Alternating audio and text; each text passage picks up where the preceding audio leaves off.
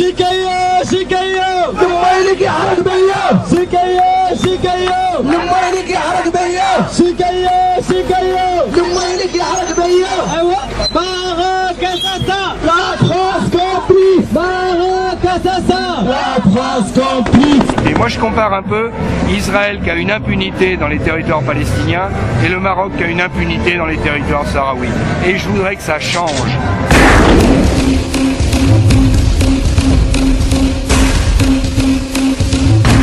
On est là en fait parce que nous sommes sahraouis et en fait c'est une marche dans laquelle les sahraouis du Sahara occidental notamment participent. On est là pour soutenir dans un premier temps les sahraouis et d'une autre part pour essayer de sensibiliser la population française. Et c'est le seul moyen qu'on a, étant donné que dans les médias français on n'entend absolument pas parler de Quelles sont vos revendications? Les revendications en fait qu'on a, les principales, c'est l'autodétermination pour le peuple sahraoui. C'est-à-dire on veut absolument l'indépendance, on veut que la France cesse de soutenir la monarchie marocaine qui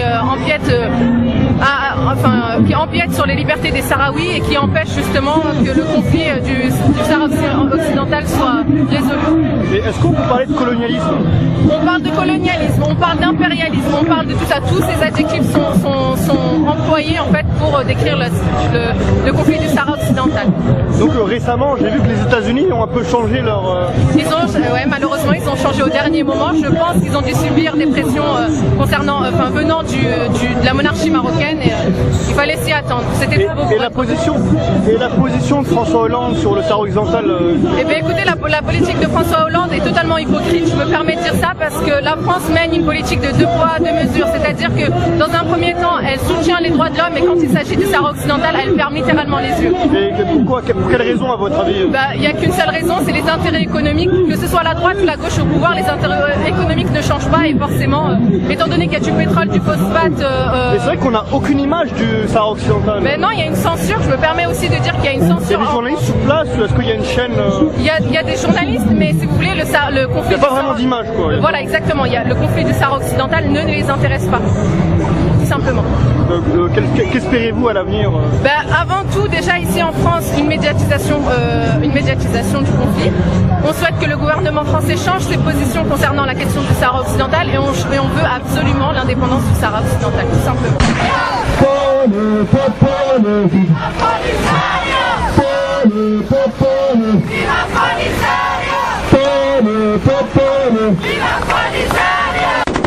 Bonjour monsieur, est-ce que vous pouvez me dire pour quelle raison vous soutenez le peuple sahraoui? Disons que j'ai découvert la lutte de ce peuple il y a une trentaine d'années, quand je travaillais au Parlement européen, et depuis je suis revenu, je suis solidaire de ce peuple, de sa lutte, parce que je considère que c'est la dernière colonie d'Afrique, et pour le moment elle n'a pas toujours le droit de voter pour un référendum d'autodétermination, alors que c'est un peuple qui demande simplement de respecter le droit international et de pouvoir s'exprimer, c'est-à-dire de voter pour le rattachement au Maroc ou pour l'indépendance. Et donc je trouve que ce peuple, moi j'ai soutenu quand j'étais étudiant l'indépendance de l'Algérie, j'ai soutenu le peuple algérien et aujourd'hui je soutiens le peuple sahraoui pour d'abord son autodétermination, pour avoir moi j'espère qu'ils seront indépendants un jour et je crois qu'un peuple, on ne peut pas le vaincre de toute façon, quelles que soient les années, les difficultés. Quand ils veulent vraiment être indépendants, ils seront indépendants. Mais je regrette ici, je suis français et je regrette malheureusement que mon gouvernement, quel que soit le gouvernement, alors qu'il vient de changer, c'était le gouvernement Sarkozy et maintenant le gouvernement Hollande, les uns et les autres soutiennent le Maroc, qui est un pays colonisateur, qui occupe le Sahara occidental, qui ne respecte pas ses engagements et le droit international. Alors c'est pour ça qu'on manifeste, on a manifesté la semaine dernière dans la semaine des prisonniers politiques, oui, parce qu'il y a des prisonniers politiques au Sahara occidental. Malheureusement dans les médias principaux, on n'en parle pas beaucoup. Et je ne sais pas si vous le savez, mais il y a des militants sahraouis qui ont été condamnés le 17 février à des peines de prison de 20 ans à la perpétuité. Ça veut dire qu'il y a 22 prisonniers qui réclament quoi? Ils réclament le droit de s'exprimer librement, de manifester et de pouvoir voter pour un référendum. Est-ce que vous avez un message à faire passer à François Hollande? À François Hollande? Bah oui, on lui a écrit, on nous a répondu qu'on va nous recevoir au ministère des Affaires étrangères, mais malheureusement, dans toutes les réponses, dans toutes les rencontres qu'on a avec eux, et aussi François Hollande au Maroc, il continue malheureusement à soutenir le gouvernement marocain, le pouvoir marocain, c'est-à-dire le roi, dans son occupation du territoire du Sahara occidental. Alors à un moment donné, il faut que ça cesse. C'est pour ça qu'on continue. Alors aujourd'hui, on est avec les travailleurs pour la fête des travailleurs, mais on continue à manifester, à écrire, à faire pression pour que le gouvernement français change de cap et respecte le droit international. C'est vrai qu'il n'y a aucun média qui ne parle de vous. Si, il y a des médias. Par exemple, il y a eu un article lundi dernier dans l'Humanité. Il y a quelques articles de temps en temps dans Le Monde. Malheureusement, il n'y a pas beaucoup de médias. Et vous allez discuter ici, vous avez des gens syndiqués, politisés. Vous allez leur parler du Sahara occidental, la plupart économiques.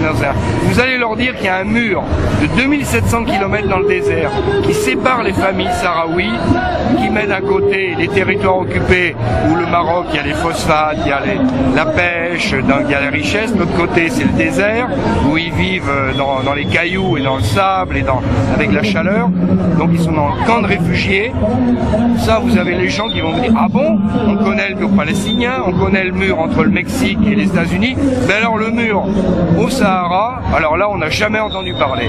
Malheureusement, ça existe, 2700 km construits par le Maroc avec l'aide de la France et d'Israël et des États-Unis.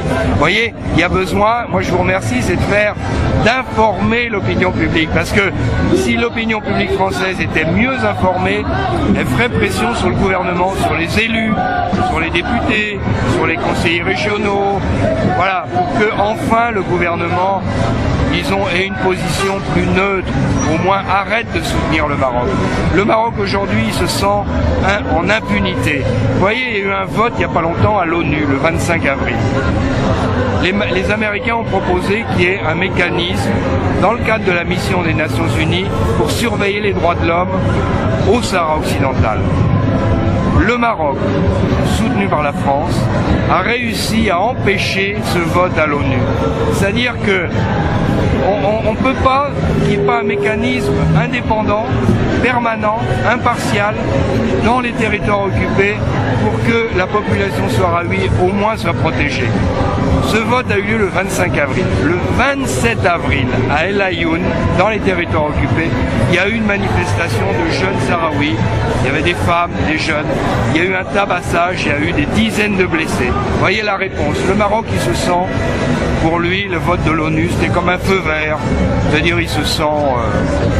il fait ce qu'il veut, c'est-à-dire comme une impunité. Moi, je compare un peu Israël qui a une impunité dans les territoires palestiniens et le Maroc qui a une impunité dans les territoires sahraouis. Et je voudrais que ça change. Donc, on va continuer à se battre d'un point de vue auprès de l'ONU. Pourtant, il y a de nombreuses associations sur la Palestine, en solidarité avec la Palestine, etc.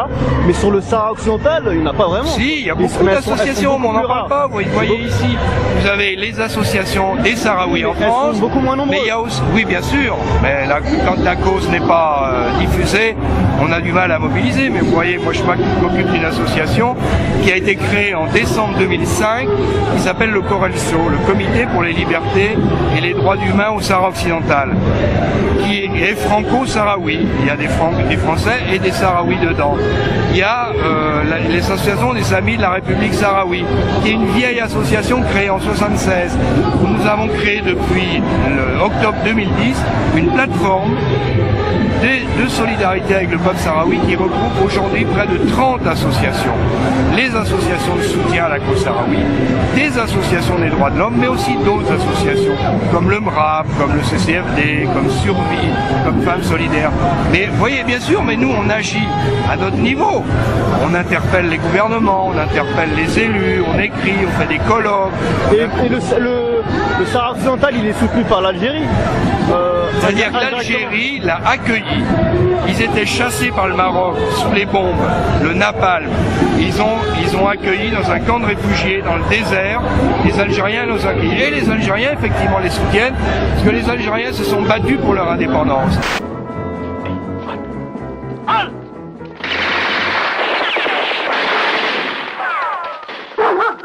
Et ils sont pour le droit à l'autodétermination de tous les peuples. Ça, c'est un principe. Ils les soutiennent politiquement, ils les soutiennent humainement, parce que quand ils ont des problèmes d'alimentation, etc. dans les camps, il y a le HCR, il y a l'ONU, mais il y a aussi les Algériens qui donnent un coup de main. Mais il n'y a pas que les Algériens. Il y a aussi des pays africains. La République arabe sahraoui est reconnue par 80 pays dans le monde. Elle est membre de l'Union africaine, alors que le Maroc n'est pas membre de l'Union. Est-ce qu'il y a des membres de l'Union européenne qui reconnaissent? Non, pas du tout. Aucun, malheureusement. Il y a beaucoup de pays d'Amérique latine, Venezuela, Cuba, Bolivie, Équateur et tout. Il y a des pays africains comme l'Afrique du Sud, mais en Europe, il n'y en a aucun qui veut le reconnaître. Mais pour la première fois, il y a quelques mois, le Parlement suédois a demandé à son gouvernement de reconnaître la République arabe sahraoui démocratique. C'est la première fois en Europe.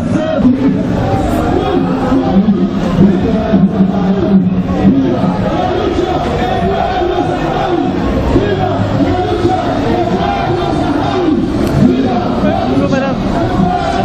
C'est la campagne pour libérer les prisonniers politiques sahraouis. Est-ce que vous pouvez dire quel est votre message Eh bien que la France appuie d'une part la demande d'extension du mandat de la MINURSO, de la force onusienne au Sahara occidental sur le respect des droits de l'homme, et d'autre part qu'elle cesse de soutenir le Maroc dans son refus d'organiser le référendum sur le droit de l'autodétermination du peuple sahraoui. D'accord, je vous remercie madame. De rien. Viva Sahara. Un message monsieur en arabe. En arabe. تحية الجبهة. اطلاق سراح المعتقلين السياسيين وتحية الجبهة. صحة يحفظك. صحة خويا. Monsieur, vous avez un message à dire en arabe? Comment? Un message à dire en arabe? Oui, oui. Quel est votre message? بالعربية. بالعربية. ميساج ارسل رسالة إلى كافة الشعوب المتضامنة مع الشعب الصحراوي على أنهم يشوفوا مناطق الصحراء الغربية المحتلة طرف المغاربة، على أن فيه اضطهادات، فيه ضرب نساء، فيه ضرب أطفال، مجروح الإنسان، نجد التعبير عن الرأي الحر. ولهذا ندعو جميع السلطات الفرنسية خاصة على أنها ولو تنظر ولو نظرة بسيطة إلى حق هؤلاء. وشكرا. Vous avez un message à dire monsieur? oui monsieur. السلام عليكم ورحمة الله. احنا هنا جينا الشعب الصحراوي بمناسبة الاحتفال بأول ماي ندوا بالخروقات لحقوق الإنسان اللي تقوم بها السلطات المغربية في المناطق المحتلة من الصحراء الغربية، وجينا كذلك باش نوصلوا رسالة خصوصا للحكومة الفرنسية التي تدعم باستمرار المغرب على همشيته وعلى تعامله مع الشعب الصحراوي، ونطالب بتقرير مصير الشعب الصحراوي وإطلاق سراح كل المعتقلين الصحراويين بما فيهم معتقلي قديميسيك وكل مناظري الرأي العام العالمي وكل الوطن أو الشعب. إلى الأمام إلى الأمام إلى الأمام إلى الأمام ويا ثوار الحرية ويا ثوار الحرية ولن